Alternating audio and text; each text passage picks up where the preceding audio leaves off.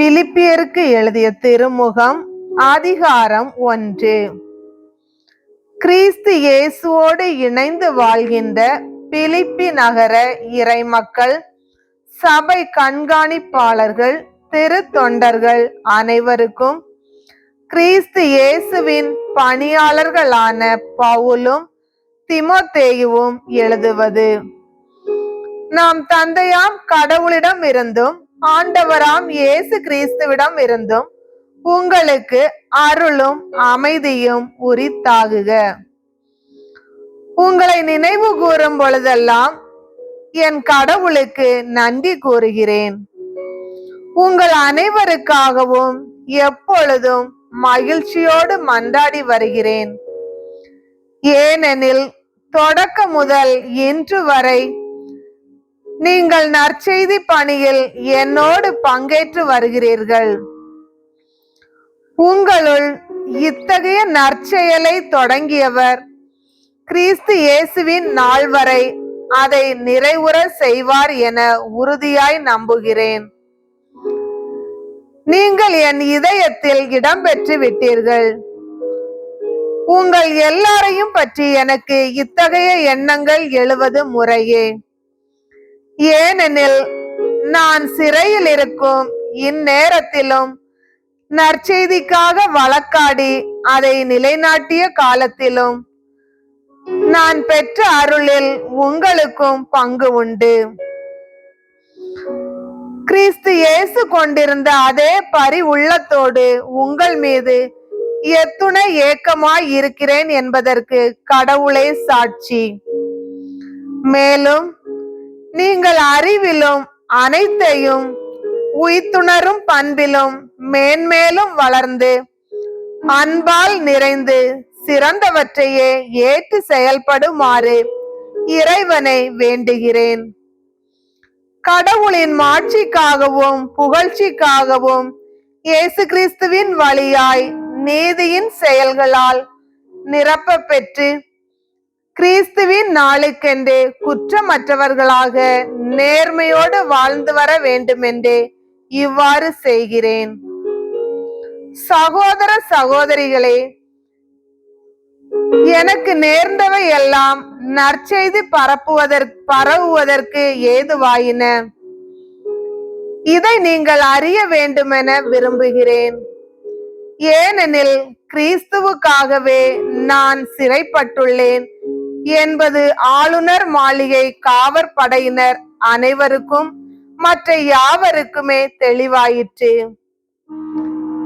என் சிறை வாழ்வினால் சகோதரர் சகோதரிகளுள் பெரும்பாலோர் ஆண்டவரை உறுதியாக நம்பி கடவுள் வார்த்தையை அச்சமின்றி எடுத்துரைக்க மேலும் துணிவு பெற்றிருக்கிறார்கள்.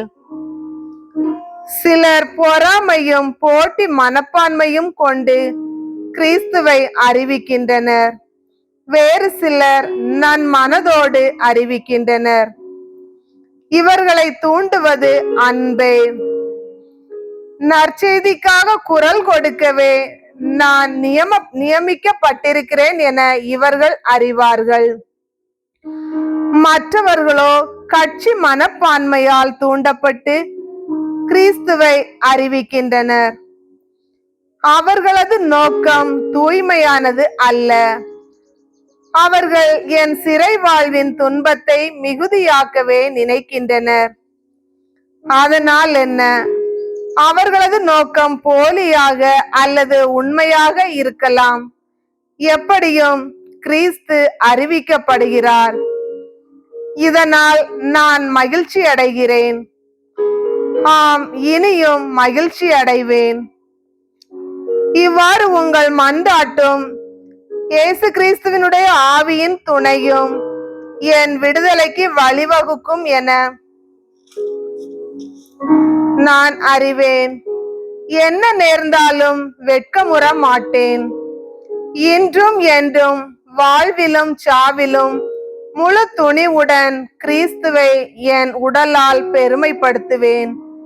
இதுவே என் பேராவல், இதுவே என் எதிர்நோக்கு. ஏனெனில் நான் வாழ்ந்தால் அது கிறிஸ்துவுக்காகவே, நான் இறந்தால் அது எனக்கு ஆதாயமே. எனினும் நான் தொடர்ந்து வாழ்ந்தால் பயனுள்ள பணி செய்ய முடியும். எனவே நான் எதை தேர்ந்து கொள்வதென எனக்கு தெரியவில்லை.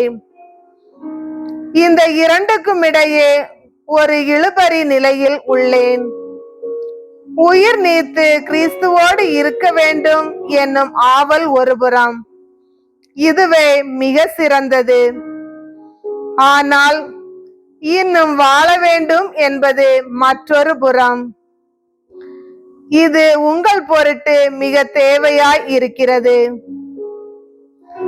நான் உங்களோடு இருப்பதால் நீங்கள் நம்பிக்கையில் வளர்ச்சி பெற்று மகிழ்ச்சி அடைவீர்கள். எனவே உங்கள் அனைவரோடும் தொடர்ந்து தங்கி இருப்பேன் என உறுதியாக நம்புகிறேன். ஆகவே நான் உங்களிடம் மீண்டும் வருவதால் கிறிஸ்து இயேசுவின் உறவில் வாழும் நீங்கள் என் பொருட்டு இன்னும் மிகுதியாக பெருமிதம் கொள்வீர்கள்.